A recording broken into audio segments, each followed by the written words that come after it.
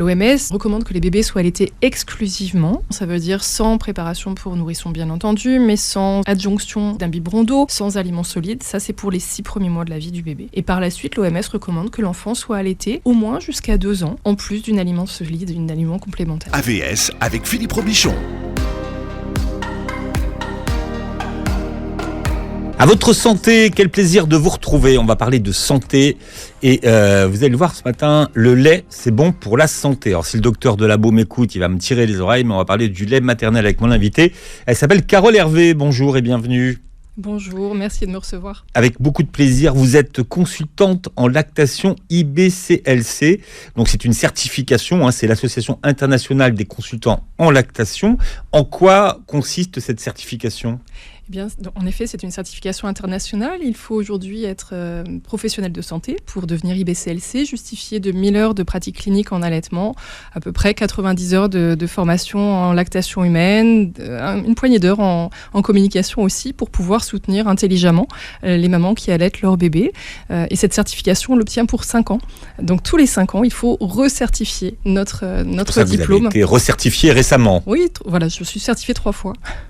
Formé à l'approche Colson. Alors l'approche Colson, pour tous ceux qui nous écoutent. Alors, c'est le Biological Nurturing. Donc une dame qui s'appelle Suzanne Colson, qui est une sage-femme américaine, a fait un diplôme de sage-femme en Angleterre. Et dans le cours de ses études, elle avait... En fait, c'est une dame qui a énormément travaillé avec le pape de l'accouchement physiologique, je bafouille, qui s'appelle Michel Audin, qui a démontré que les femmes, qu'on n'a pas besoin d'un médecin pour accoucher, c'est les femmes qui peuvent accoucher elles-mêmes. Et elle a dit, mais finalement, on n'a pas besoin d'une sage-femme pour allaiter, les mamans savent faire naturellement.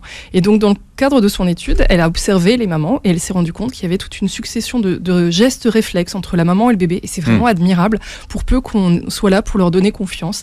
Et c'est extraordinaire à utiliser, à mettre en place. Et vous êtes également membre du groupe de travail allaitement du réseau de santé périnatale parisien, qui est à l'origine de la permanence SOS Allaitement. Et vous êtes là pour nous parler de votre deuxième livre qui s'appelle « Choisir d'allaiter » chez First. C'est fou ce qu'il y a comme idée erronée qui circule sur l'allaitement. Moi, j'ai lu un truc, par exemple, ça fait des années que je l'entends, c'est que finalement, il n'y a pas d'aliments interdits quand on allaite. Exactement. Alors que j'ai toujours entendu dire, oui, si vous allaitez, il faut éviter certains... Le chou, la tomate, l'ail, les oignons...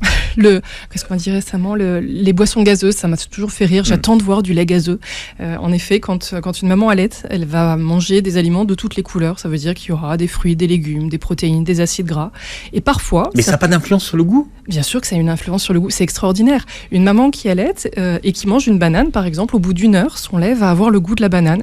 Si elle mange du chocolat, son lait sera aromatisé. D'ailleurs, l'une des mamans qui m'a donné envie d'allaiter, c'est une de mes cousines qui allaitait sa petite Nawel. Et puis, Nawel tète, se retire du sein, la regarde et se jette sur le sein nouveau. Et ma cousine était assez interpellée. Elle dit, c'est marrant, elle fait pas ça d'habitude. Et puis, elle dit, ah oui, j'ai mangé du curry. Et elle dit, en effet, elle doit sentir le curry. Donc, j'avais vraiment été très interpellée par cette belle image. Et puis, j'ai creusé, évidemment, par mon métier, j'ai creusé cette notion. Autant le fœtus va percevoir les odeurs et les goûts de ce que mange la maman in utero, eh bien, il va aussi percevoir certaines saveurs par le biais du lait maternel. Et puis, certaines mamans vont aussi se rendre compte que leur bébé est un petit peu incommodé, il se tortille pas mal. Et alors, forcément, on a des personnes autour qui vont dire, ah, mais c'est parce que tu as mangé du chou, peut-être que tu as mangé des navets, ou peut-être que tu as mangé des pois chiches, que sais-je. Et finalement, les mamans sont beaucoup plus futées que ça. Elles prennent un peu de recul et elles se disent, alors, qu'est-ce que j'ai mangé hier ? Alors, bon, j'ai mangé un chocolat au lait, j'ai mangé un flan pâtissier, je ne sais, quelque chose avec du fromage. Je vais peut-être arrêter les produits laitiers pendant quelques jours et je vais voir si ça change quelque chose chez mon bébé. C'est un peu comme ça qu'elle raisonne. Donc, dans l'absolu, on peut manger de tout, bien sûr, mais certaines mamans vont en effet être plus prudentes sur certaines catégories d'aliments, simplement par recoupement en observant leur bébé. Et les grimaces qu'il fait ? Et les grimaces, alors c'est pas que les grimaces, là en l'occurrence c'est un bébé qui va se tortiller, qui pleurera beaucoup. Ou qui va rejeter le sein peut-être ? Non. Les aliments, non, pas vraiment. Mais on a des bébés qui... si on incrimine certaines familles d'aliments, je viens de vous citer par exemple ceux qui contiennent des protéines de lait de vache, c'est parce que ce sont des allergènes connus et certains bébés peuvent réagir à des allergènes. J'ai des mamans dont les bébés ont réagi aux amandes. Je pense à une maman, c'est 2 bouts de chou ont réagi au chocolat. Alors, le message est clair, hein, on peut manger de tout quand on allait. J'ai pas dit qu'on mange pas de chocolat. Mais certaines mamans vont se rendre compte que leur bébé pleure beaucoup plus que d'habitude quand elles ont consommé peut-être, je sais pas, du céleri. Et donc, du céleri, des asperges, enfin tous les aliments qui ont une réputation d'être amers. Pas spécialement amers. En fait, c'est d'abord les allergènes et puis en fait, ceux elles vont regarder, elles vont observer. Elles vont se dire, habituellement, mon bébé peut avoir certains épisodes de pleurs, et puis là, il pleure beaucoup plus que d'habitude. Qu'est-ce qui se passe ? Et donc, elles prennent un petit peu de recul, et c'est là qu'elles font le test. L'information qu'il faut retenir, c'est que si vous allaitez, vous pouvez manger de tout. Alors, deuxième information qui m'a énormément surprise quand je l'ai lue, c'est que une maman qui accouche d'une fille ou d'un garçon ne produit pas la même quantité de lait, et le lait n'est pas de même qualité. Alors, le lait est de même qualité, mais il y a un tout petit quelque chose dans la composition qui change. La composition n'est pas identique, c'est pas la même. Oui, mais la quantité de lait va être différente qu'on allait un garçon ou une fille. C'est la première fois que je lis ça. Ouais. Et c'est d'ailleurs la raison pour laquelle, en 2006, l'OMS a publié des courbes de poids de référence pour tous les bébés allaités du monde, sur un grand échantillon de bébés censés être représentatifs de toutes les ethnies du monde. Et à partir de là, l'OMS a publié des courbes roses pour les filles, c'est un peu caricatural. Hein. Bon, rose pour les filles, 2022, bleu pour les garçons. Genre plus comme ça. Je pense que l'OMS serait un peu plus prudent sur les couleurs, mais en l'occurrence, il y a des courbes spécifiques pour les filles, pour évaluer la bonne croissance d'une petite fille allaitée, et des courbes pour les petits garçons. C'est-à-dire que la petite fille allaitée, le premier mois, à la fin du premier mois, si l'allaitement se passe bien, elle aura pris grosso modo 800 grammes. Le petit gars, il aura pris grosso modo 1 kilo. Et ça, c'est notre base, c'est notre minima. Donc ça nous permet aussi d'évaluer la bonne conduite de l'allaitement. Bon, alors une consultation en lactation, ça consiste en quoi ? Eh bien, accueillir la maman. Moi, jusque-là, vous ne m'apprenez rien du tout. Évidemment. Bon. Donc, on va permettre à la maman de s'installer confortablement, de voir comment elle se connecte à son bébé. Et puis, je vais procéder à un interrogatoire, qui n'est pas la partie la plus agréable. Mais en fait, cet interrogatoire va me permettre de connaître son histoire, l'histoire de sa grossesse, comment s'est passé son accouchement, est-ce qu'elle a eu plusieurs enfants, est-ce qu'elle aurait peut-être perdu à un moment donné un bébé dans son parcours. Et puis, s'il y a des facteurs de risque d'avoir ce qu'on appelle une hypolactation primaire, donc des risques de ne pas avoir suffisamment de lait d'entrée de jeu. Je vous rassure, il y en a très très peu. C'est une vraie question c'est la question qui d'ailleurs taraude toutes les mamans, c'est est-ce que je vais avoir assez de lait de toute façon pour nourrir mon bébé ? Mais d'aussi loin qu'on a retrouvé des textes qui parlaient d'allaitement, les mères se sont demandé si leur sein pouvait donner suffisamment de lait pour leur bébé. Donc en effet, c'est une grande question qui nous taraude beaucoup. Donc on va poser ces questions spécifiques, on va interroger un petit peu la manière dont s'est passée la grossesse, l'accouchement, et puis après on observe l'interaction entre la maman et le bébé. On va observer une tétée idéalement. Alors une tétée, c'est quoi ? Une tétée, c'est quoi ? C'est-à-dire ? C'est vous qui vous expliquez, vous avez un chapitre dire qu'est-ce que c'est qu'une tétée ? Eh bien, la maman s'installe, son bébé commence à faire des petits mouvements de succion, un peu comme un petit oiseau qui cherche. Ou par exemple, on le prend dans les bras et commence à venir lécher le nez. Là, ça veut dire qu'il signale, hein, ça y est, je veux bien démarrer la tétée. La maman s'installe confortablement, elle amène son bébé, comme dit Suzanne Colson, à la bonne adresse. Donc pas sur le nombril, hein, on ne le laisse pas grimper tout seul. On le positionne de telle sorte qu'il puisse s'accrocher confortablement au sein. Bien sûr, mon rôle, c'est de vérifier que c'est confortable, qu'il n'y a pas de tension particulière. Et c'est très, très facile à voir. C'est-à-dire que quand une maman allaite son bébé, elle a des gestes réflexes. Elle va regarder son bébé. Elle ne me regarde pas moi, elle regarde son bébé, puis elle se met à le caresser de la même manière qu'elle caressait son ventre lorsqu'elle était enceinte. C'est vraiment extraordinaire. Puis elle vient caresser aussi au niveau de la tempe. Et en fait, Suzanne Colson a démontré que c'est l'endroit où se situe le bulbe du nerf trijumeau et ça aide le bébé à mieux téter. Donc tout un tas de petits gestes réflexes comme ça que j'observe. Si je ne les vois pas, ça me montre à moi que la maman a peut-être mal. Ensuite, je vais objectiver ce qu'on appelle le transfert de lait. Donc c'est des gros mots, hein, c'est du jargon de consultante en lactation, mais la maman produit du lait et on veut que le bébé le reçoive. Donc on va être attentif et je vais amener la maman à percevoir ce que sont les alternances de succion-déglutition. Donc le bébé ouvre grand la bouche, puis on entend un petit qui est assez rythmé. Puis après, le bébé fait une petite pause, puis il recommence. Et ça veut dire que tout va bien. Je vais interpeller aussi les parents sur les repères qui montrent que l'allaitement va bien. Typiquement, un bébé qui reçoit un biberon de lait artificiel, on va regarder ce qui rentre dans le bébé. Un bébé qui reçoit du lait maternel, on regarde ce qui sort, donc les pipis, les caca. Donc quand on est maman, on est très très attentive en fait au nombre de couches et on est ravi quand il y en a 6 par jour. Oui, ce que vous expliquez, c'est que finalement, ils seraient plus constipés, les bébés qui sont allaités, que les autres. Plus constipés. Non, pas constipés, en tout cas, ils feraient moins caca. Alors en fait, ils font souvent plus caca, ça dépend des bébés. On s'attend à ce qu'il y ait de toute façon 6 couches bien lourdes. Et quand on parle d'une couche lourde, on s'imagine un verre à moutarde d'eau qu'on va mettre dans une couche. C'est ça le poids d'une couche. En début d'allaitement, c'est un bon critère d'évaluation de l'allaitement. Le bébé doit avoir 3 selles jaunes liquides abondantes. Quand on dit abondante, c'est pas juste une petite trace dans la couche, c'est la taille de la paume d'une main qui est couverte par une selle. Donc ça, c'est les débuts de l'allaitement. Et il arrive que certains bébés aient ce qu'on appelle des épisodes de selle peu fréquentes du bébé allaité. C'est OK si le bébé a au moins 21 jours, donc 3 semaines. Il a au moins 3 semaines, il a ses 6 couches bien lourdes d'urine, il n'est pas malade, il a des gaz, et alors ce sont plutôt mauvais. Et puis, il n'a pas d'occlusion intestinale, c'est-à-dire qu'il n'a pas le ventre dur. Il a bien ses couches lourdes d'urine, et il peut se passer 3, 4, 5 jours sans qu'il ait de selle, sans que ce soit perturbant. Et bien sûr, la prise de poids du bébé est aussi normale. Alors quand on demande aujourd'hui aux femmes pourquoi elles allaitent, qu'est-ce qu'elles répondent ? Pourquoi elles allaitent au départ ? Elles vont dire parce que c'est bon pour la santé, parce que ça procure à mon bébé des anticorps, parce que c'est l'aider à construire un système immunitaire solide. Ça, c'est les tout débuts. On a tendance à se rassurer en se disant mais c'est le mieux pour mon bébé, on veut tout le mieux pour notre bébé, quoi qu'il arrive. Donc c'est souvent les premiers critères. Ça, c'est au tout début de l'allaitement. Quand on interroge une maman qui a un bébé de 3 mois, elle ne sait plus nous dire. Mais en fait, ça fait partie de sa vie. C'est quelque chose qui est empreint son quotidien est empreint d'allaitement. C'est intuitif, c'est heureux et voilà, ça fait partie de son maternage. Alors, quelles sont les recommandations aujourd'hui de l'OMS ? L'OMS nous recommande que les bébés soient allaités exclusivement. Exclusivement, ça veut dire sans préparation pour nourrisson, bien entendu, mais sans adjonction d'un biberon d'eau, sans aliments solides. Ça, c'est pour les 6 premiers mois de la vie du bébé. Et par la suite, l'OMS recommande que l'enfant soit allaité au moins jusqu'à 2 ans, en plus d'un aliment solide, d'un aliment complémentaire. Donc, c'est 6 mois. 6 mois, oui. 6 mois. Et ensuite, jusqu'à 2 ans, jusqu'à 24 mois. 24 mois, c'est quoi ? On considère que c'est le sevrage, 24 mois ? Le sevrage démarre à partir du moment où l'enfant mange des aliments solides, mais il y a plein d'enfants qui seront allaités encore à 2 ans et demi, 3 ans, et c'est tout à fait OK. Et quelles sont les recommandations santé de l'OMS ? Est-ce qu'il y en a précisément ? Ce sont celles-là. C'est pour... Est-ce qu'ils disent pourquoi, finalement, il faudrait... c'est un principe de santé publique.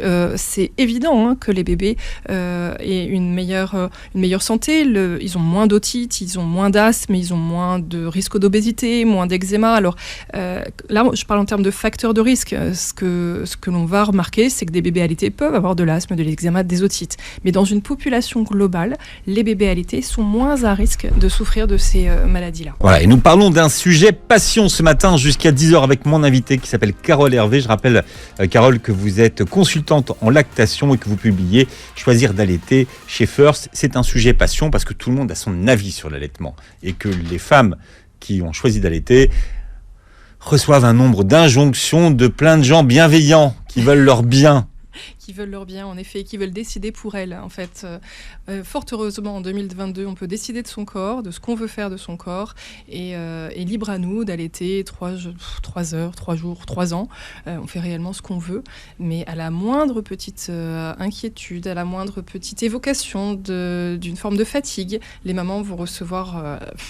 invariablement l'injonction mais arrête d'allaiter, donne un biberon et ça ira mieux. Et c'est vraiment terrible en fait. Tu l'allaites encore ? Tu l'allaites encore avec un encore qui ne s'arrête jamais. Ce à quoi j'encourage les mamans à répondre c'est formidable, n'est-ce pas ? Et comme ça, hop, ça mouche la personne et on passe à autre chose. Alors, il y a régulièrement, vous dites que finalement, toujours, plusieurs fois par an, on a toujours une affaire qui défraie la chronique. La semaine d'enfant, il y a quelques jours, à Nice, une maman a été rabrouée car elle donnait le sein à sa fille à la bibliothèque municipale de Saint-Roch à Nice. Et elle a fait donc une vidéo qui a fait le buzz. En l'occurrence, que dit la loi ? La loi dit que le bébé peut être allaité dans l'espace public. Et en fait, c'est assez flou. Est-ce qu'il y a une finalement, législation finalement qui est sur l'allaitement en public? Il n'y a pas une législation et justement, il y a une députée qui a envie de faire passer comme ça un acte de loi pour protéger les mamans. Aujourd'hui, la législation est très floue et donc finalement, à peu près tous les 6 mois, il y a une affaire comme ça. Le sujet de l'allaitement est tellement peu connu que certaines personnes vont être choquées, mais ils ne sont pas choqués par des publicités pour de la lingerie féminine aux abribus, par exemple, mais ils vont être choqués par un bébé allaité.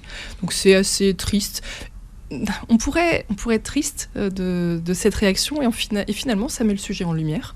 Ça va donner envie à certaines personnes peut-être de s'affirmer. Alors d'autres n'osent pas trop allaiter en public. C'est pour ça qu'il existe maintenant même des vêtements qui nous permettent d'allaiter très discrètement ou alors peut-être des lieux de rassemblement. Les réseaux sociaux sont là pour ça. Je pense à des initiatives comme le Club Poussette qui commence à dire aux mamans mais sortez aussi un peu de chez vous, regardez, on peut se réunir dans un café, on peut aller prendre une tisane ensemble et allaiter nos bébés et papoter. Alors ça, c'est des initiatives ponctuelles dans plein de villes de France. Il va y avoir des cafés de parents ou bien des réunions de mamans bénévoles. Je pense à la Lecce League, ça a toujours été le principe de la Lecce League. C'est organiser tous les mois des réunions pour que les mamans puissent se réunir et allaiter librement et voir que c'est possible de le faire en public. Mmh. Alors, il y a des nombreux clichés sur l'allaitement. Vous les énumérez. Par exemple, l'allaitement long, c'est mauvais pour l'autonomie du bébé. Vrai ou faux? Ça me fait exploser de rire, en fait.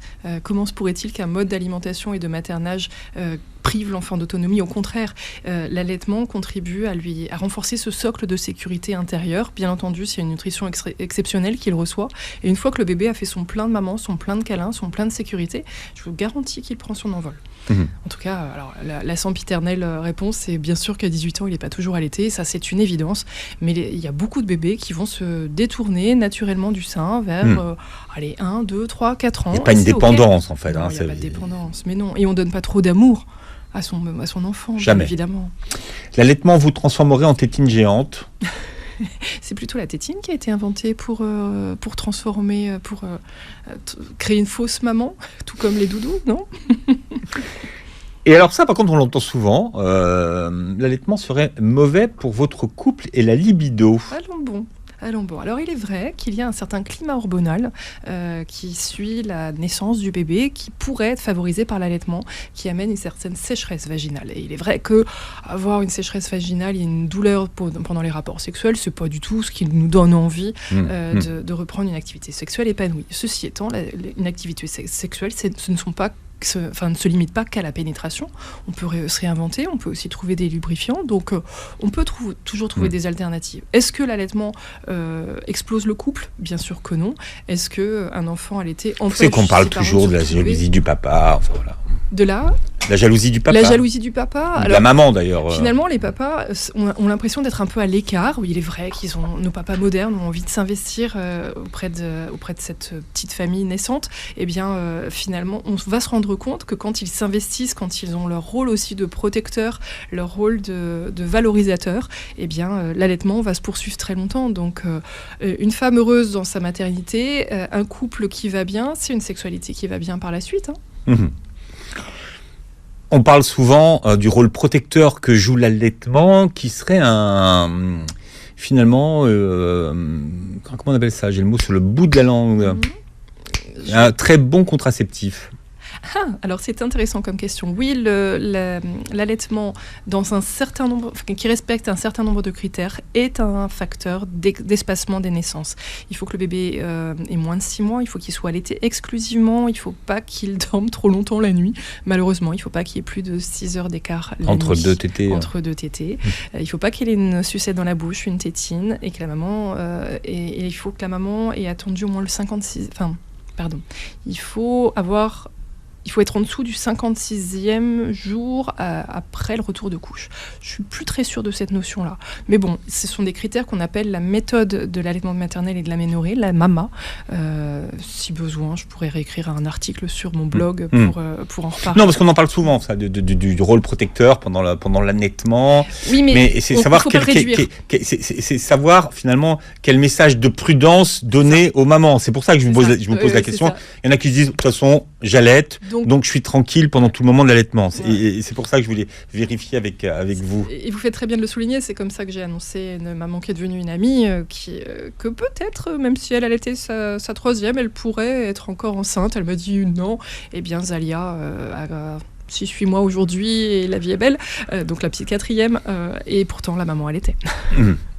Bien, comment est-ce qu'on faisait avant l'invention du lait en poudre? Et vous, dans votre livre, vous revenez sur les inventeurs du lait en poudre.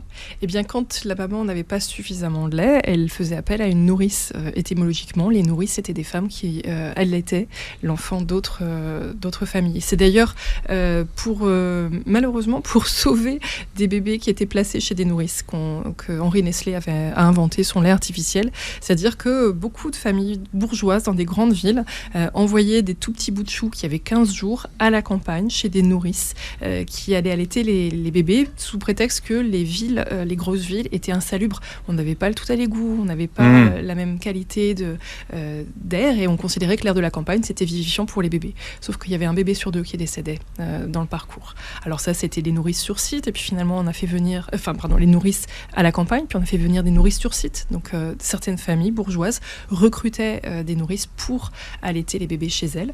Il me semble, mais je ne suis plus sûre du chiffre, qu'aux alentours de 1900, on avait à peu près 20 000 naissances par an à Paris et 19 000 bébés n'étaient pas allaités par leur mère.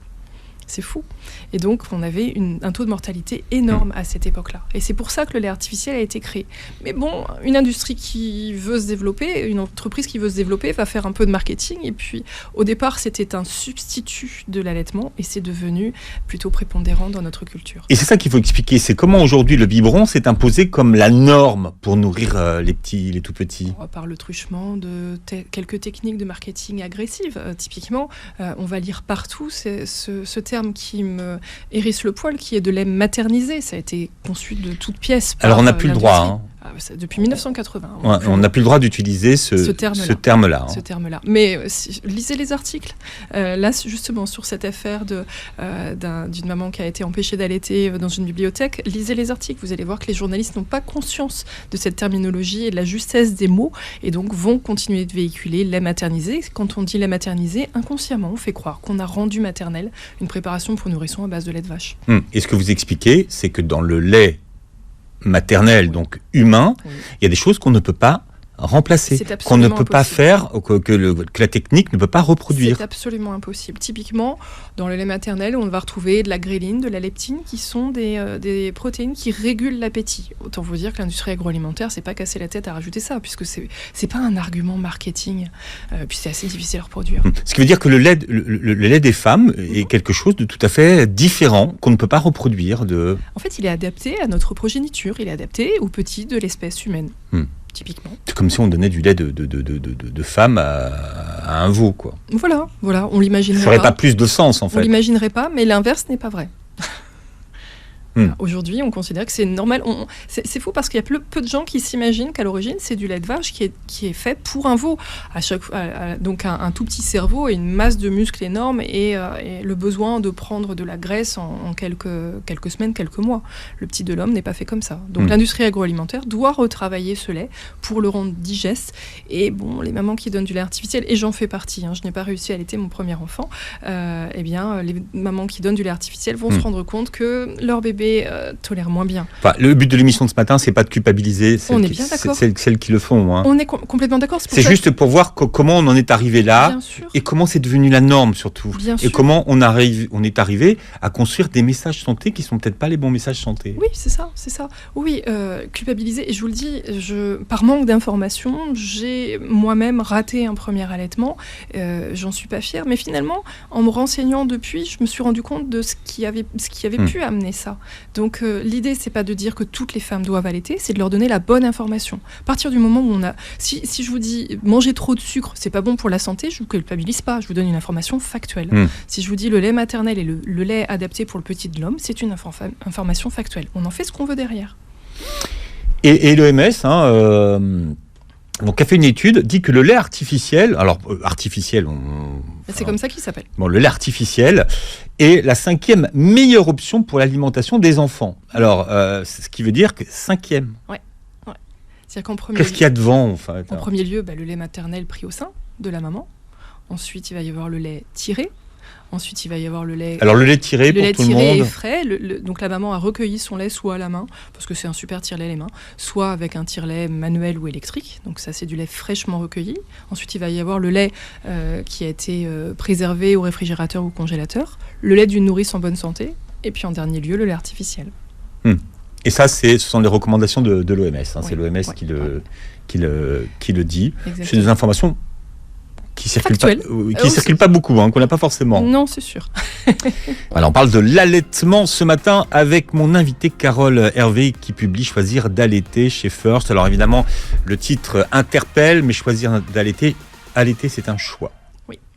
Oui, c'est un choix personnel, c'est un choix même familial. Et donc, chaque mère est libre de décider de son corps et d'allaiter aussi longtemps qu'elle le souhaite.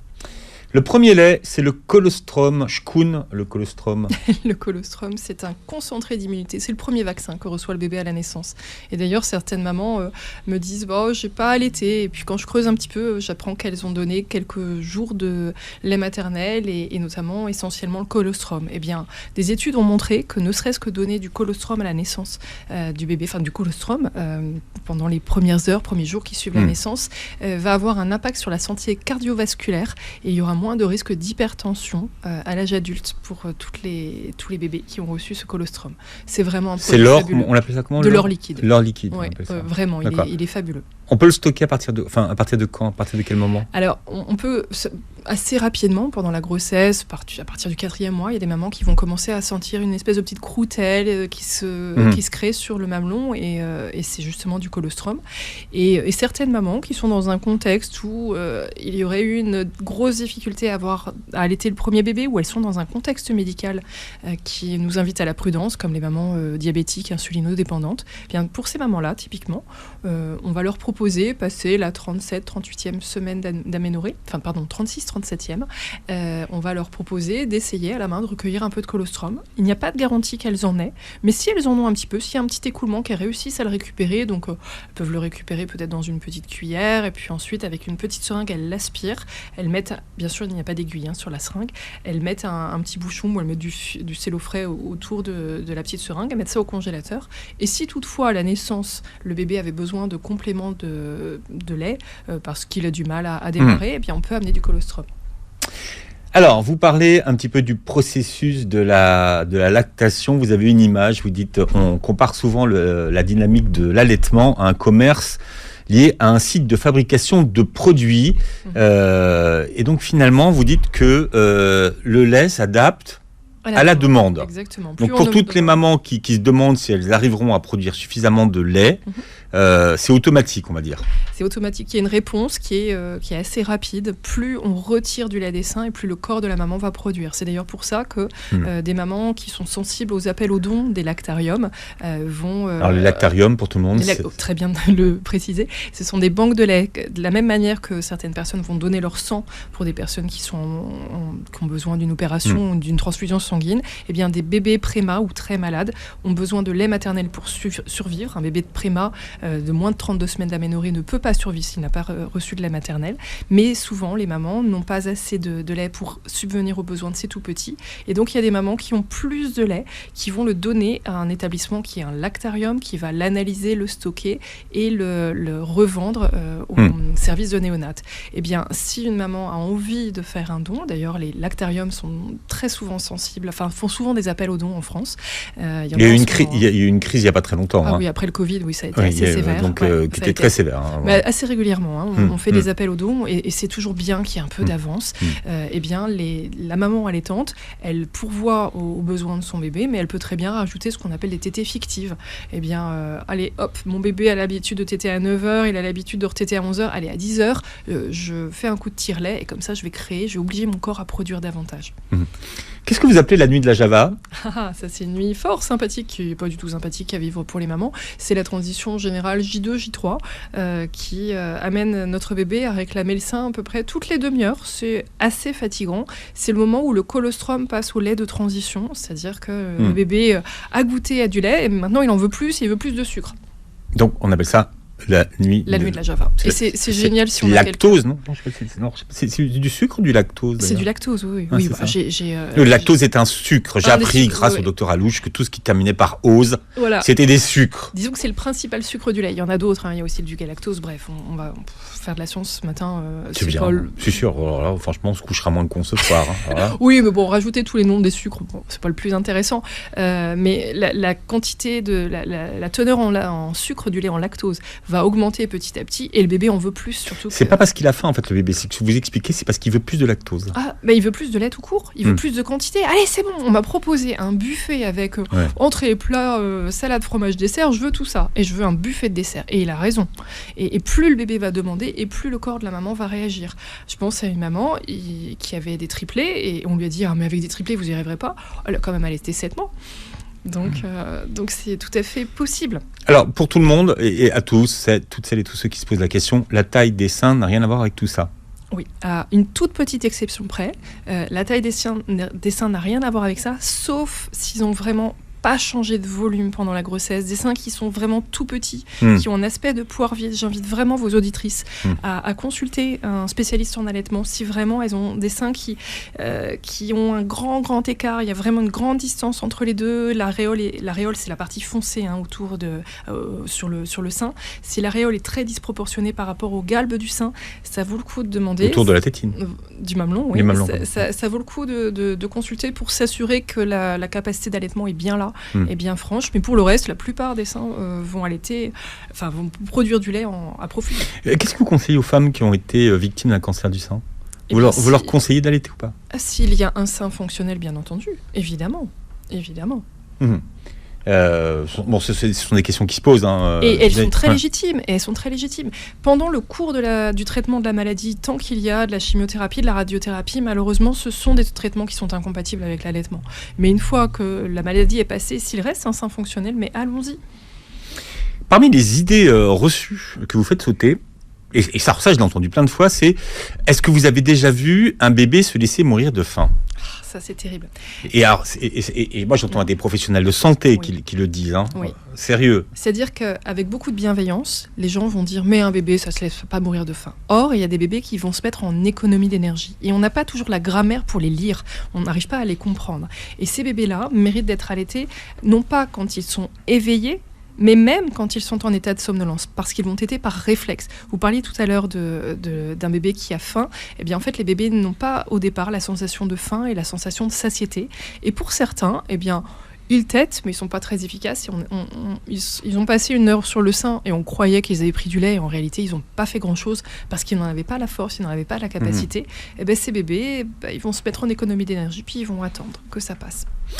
Est-ce qu'il faut cadrer les tétés pour justement éviter, comme on le disait en début d'émission, de devenir esclave? Eh bien, cette notion d'esclavagisme, c'est marrant comme on ne se sent pas esclave de notre grossesse. Et si on prend un peu de recul, si on se dit, mais au fait, là, quand il bouge, finalement, notre bébé, quand il bouge in utero, il peut être en train de téter et de déglutir. Et on ne lui dit pas, stop, là, faut que tu attendes 3 heures avant de manger.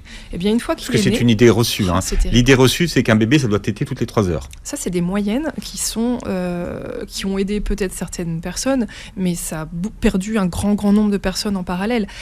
Si on fait une moyenne totale du nombre de tétés sur 24 heures, on va trouver un nombre de tétés qui va se situer entre 8 et 12. Sauf qu'il y a aussi beaucoup d'écarts par la suite. Il y a des bébés qui vont très très bien avec 6 tétés par 24 heures. Il y en a qui en ont besoin de 18 pour recevoir la même quantité de lait. Et plus on laisse le bébé faire spontanément, et plus lui va se réguler. On n'a pas besoin de le cadrer nous-mêmes. Il va le faire tout seul. Donc c'est dire qu'on cadrait les tétés. Mais c'est parfait pour foirer un allaitement. Je suis un peu crue, mais c'est vraiment ça. Mesdames, si on vous dit dorénavant, c'est un sein par tétée, c'est un sein toutes les 3 heures, s'il vous plaît, écoutez votre bon sens, écoutez votre bébé. À partir du moment où vous sentez que votre bébé commence à chercher, il fait un peu le pivert, vous savez, quand il tape un peu son petit menton contre le sein, laissez-le faire. On ne donne jamais trop le sein et on ne crée pas une mauvaise habitude. Plus le bébé va téter, plus il va devenir efficace, plus de lui-même il va espacer les tétés. Par contre, je suis incapable de dire quand. Mais est-ce qu'il y a un truc pour savoir si on a donné la bonne quantité? Oui, on mesure les couches. D'accord, on en revient à ce qu'on disait tout à l'heure. Vous réécouterez le début de l'émission. Alors, plus on boit, plus on a de lait? Si on boit pas beaucoup, on risque une infection urinaire. Et Si on boit la tisane, beaucoup, parce que je sais qu'il y a des tisanes pour la lactation. Hein. si on aime la tisane d'allaitement, on peut se faire plaisir. Mais Il y a de la tisane d'allaitement? oui, il existe des tisanes d'allaitement, bien sûr. On va rajouter, on va mettre dedans, un petit peu de verveine, un peu de carvi, un peu d'anis étoilé, un peu de fenouil, du fenugrec. J'avais appris à prononcer le nom en arabe, la halba, parce que le fenugrec, c'est cette plante qu'on valorise énormément, typiquement au Maghreb, qu'on donne aux mamans qui viennent d'accoucher parce que ça ouvre l'appétit. On s'est rendu compte que ça a aussi des propriétés galactogènes. Ça va permettre aussi à certaines femmes de produire plus de lait. Prudence quand même avec le fenugrec. D'abord, c'est pas du tout agréable au goût, mais ça ouvre tellement l'appétit qu'on peut se retrouver avec 10 kilos de plus. C'est pas toujours agréable. Et puis, c'est pas du tout adapté pour des personnes qui sont à risque de faire de l'hypoglycémie, comme les mamans, les personnes diabétiques ou qui font de l'hypoglycémie. Donc, c'est pas parce que ce sont des plantes que c'est la voie royale. On peut tout avoir suffisamment de lait sans ingurgiter des tisanes. On se fait plaisir et on mange sainement. Je voudrais qu'on termine sur le symptôme de la douleur. Oui. Comment l'interpréter? Et puis aussi cette question de crevasse. Déjà, se dire que c'est pas normal. Déjà, se dire que la douleur, c'est donc un symptôme et avoir mal, c'est pas normal. Notre société continue de dire que c'est un passage obligé que d'avoir mal en allaitant. Et ça, c'est non, non, non. Et je le répète, non. Je n'ai pas toujours réussi à trouver la cause spécifique des douleurs, mais souvent, en modifiant la position de l'allaitement, en allant peut-être appliquer, non pas un onguent gras qu'on nous vend partout fort cher, qui est de la lanoline, mais peut-être un peu de lait maternel ou parfois une pommade spécifique, antibiotique, parce qu'il y a des lésions avec des petites bactéries là-dessus, on va cesser la douleur rapidement. Certaines mamans ont mal lorsqu'elles mettent leur bébé au sein, et puis quand elles utilisent un tire-lait, elles ont pas mal. Tiens donc, ça vaudrait le coup d'aller voir un professionnel pour identifier pourquoi le bébé fait mal. Il y a des mamans qui vont avoir un engorgement, on banalise l'engorgement, eh bien non, il ne faut pas le banaliser, il faut le prévenir, il faut l'anticiper, éviter sa survenue par des tétées très, très, très, très, très fréquentes. Et vous pensez quoi, vous, des bouts de sang en silicone? J'en pense du bien et du pas bien. Je pense que c'est tout à fait adapté pour des situations où les mamelons sont tellement rentrés, on parle de mamelons invaginés, que le bébé n'a pas vraiment de place pour mettre sa petite bouche et prendre le mamelon. Or, beaucoup de mamans qui ont les mamelons invaginés ont un mamelon qui ressort une fois que le bébé tète. Donc ça pourrait être indiqué dans ce cas de figure. C'est indiqué pour les bébés nés grands préma, qui ont besoin d'un fort stimulus oral pour être capable d'enclencher la succion. C'est souvent prescrit comme dans la liste de courses de la maternité, de la valise de la maternité. Je trouve pas ça pertinent, puisque on masque en fait quelque chose. Certaines mamans vont tenir quelques heures de plus parce qu'elles ont utilisé les bouts de sein, pourquoi pas, mais gardons tout de même à l'esprit que ça crée un écran entre la maman et le bébé, et les bébés peuvent prélever beaucoup moins de lait que s'ils étaient en direct. Certaines études ont montré que les bébés pouvaient prélever jusqu'à 50% de lait en moins quand les mamans utilisent les bouts de sein. Donc utiliser les bouts de sein, ça veut dire ajouter un accessoire qui est le tire-lait. C'est pas toujours très drôle. Bon, c'est passionnant. On a parlé de l'allaitement. On pouvait tenir 1 heure de plus, Carole Hervé. Je rappelle le titre de votre livre. Ça s'appelle Choisir d'allaiter aux éditions First. Vous réécouterez cette émission en podcast sur beurrefm.net et puis vous verrez la vidéo sur notre chaîne YouTube. Merci d'avoir été avec nous. Merci beaucoup Philippe de votre invitation. Et très belle journée santé sur Beurre FM.